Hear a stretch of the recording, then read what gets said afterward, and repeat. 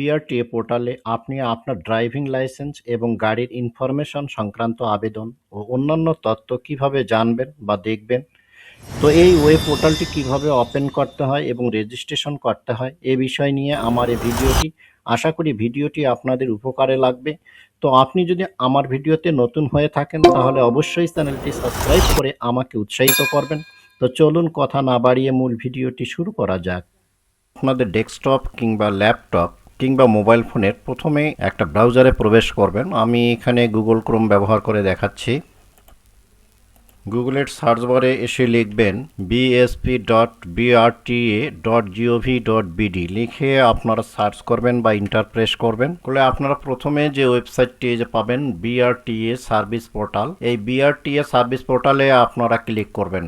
করলে আপনাদের সামনে এরকম একটি ইন্টারফেস দেখতে পাবেন। এখানে জরুরি বিজ্ঞপ্তি, এখানে বিআরটি এর সার্ভিস সম্পর্কে আপনারা ডিটেলস তথ্য এই পোর্টাল থেকে আপনারা কি কি সুবিধা পাবেন তা জানতে পারবেন। তা আমি এটা পরে শোনাচ্ছি না, প্রয়োজন হলে আপনারা এই বিজ্ঞপ্তিটি পড়ে নেবেন। তা আমি কেটে দিচ্ছি। দেওয়ার পরে এখানে দেখেন আপনারা বাংলায় ব্যবহার করতে পারেন, আবার ইংরেজি ভার্সনও ব্যবহার করতে পারেন। আপনারা যদি বাংলা ব্যবহার করেন তাহলে বাংলায় ক্লিক করবেন, আর ইংলিশ ভার্সনে হলে ইংলিশ ভার্সন ব্যবহার করবেন। তো আমি বাংলা ভার্সনটাই ব্যবহার করতেছি।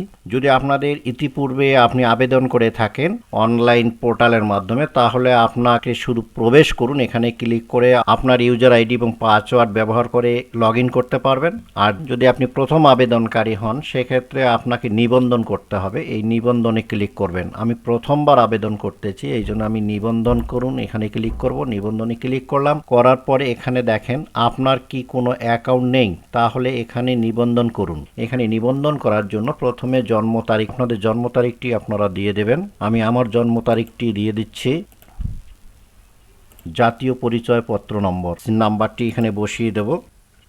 বসানো হলে আপনাদের মোবাইল নাম্বার এখানে দেখেন উল্লেখ আছে, মোবাইল নাম্বারটি অবশ্যই প্রদত্ত জাতীয় পরিচয়পত্র নম্বর দিয়ে রেজিস্টার্ড হতে হবে। আপনি যে ভোটার আইডি নম্বর দিয়েছেন এই নাম্বার দিয়ে মোবাইলের সিমটি অবশ্যই রেজিস্ট্রেশন করা হতে হবে। এখানে আপনি সেই নাম্বারটি বসিয়ে দেবেন। বসিয়ে দেওয়ার পর এই সিকিউরিটি কোডটি আপনারা এখানে বসাই দেবেন। যদি আপনার এই সিকিউরিটি কোডটি যদি আপনার অস্পষ্ট মনে হয়, আপনারা এখানে ক্লিক করলে সিকিউরিটি কোডটি পরিবর্তন করতে পারবেন। এখন আপনার এই সিকিউরিটি কোডটি বসানো হলে এই অনুসন্ধানে আপনারা ক্লিক করবেন। এই যে an OTP send to your mobile number, আপনার মোবাইল নাম্বারে একটি ওটিপি কোড আসবে। আমার মোবাইলে ওটিপি কোডটি চলে এসেছে, আমি এখানে বসিয়ে দিচ্ছি। আপনারাও আপনাদের ওটিপি কোডটি বসিয়ে দেবেন। কোডটি বসানো হয়ে গেলে আপনারা এই ওটিপি যাচাই করুন, এখানে ক্লিক করবেন।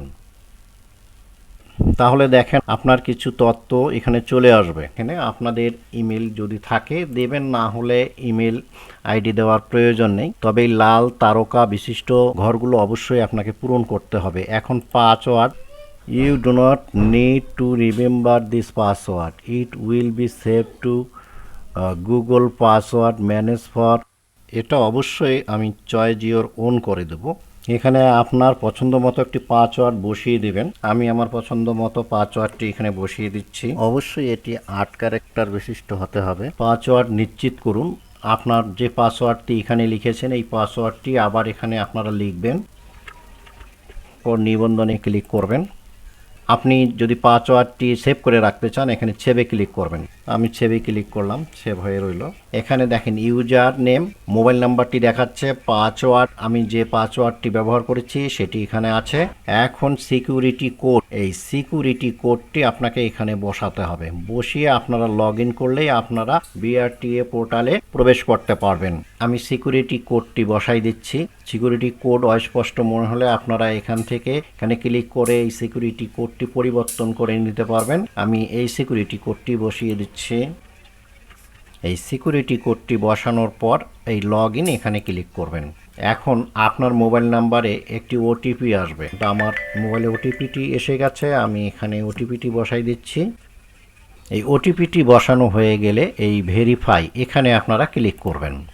তাহলে বিআরটিএ সেবা বাতায়নে অর্থাৎ বিআরটিএ এর মেইন পোর্টালে আপনারা নিবন্ধন বা অ্যাকাউন্ট ক্রিয়েট সম্পূর্ণ করে আপনার প্রয়োজনীয় আবেদনের জন্য প্রবেশ করতে পারবেন। তো আজ এই পর্যন্ত, পরবর্তীতে আবারও দেখা হবে নতুন কোনো ভিডিও নিয়ে। ধন্যবাদ।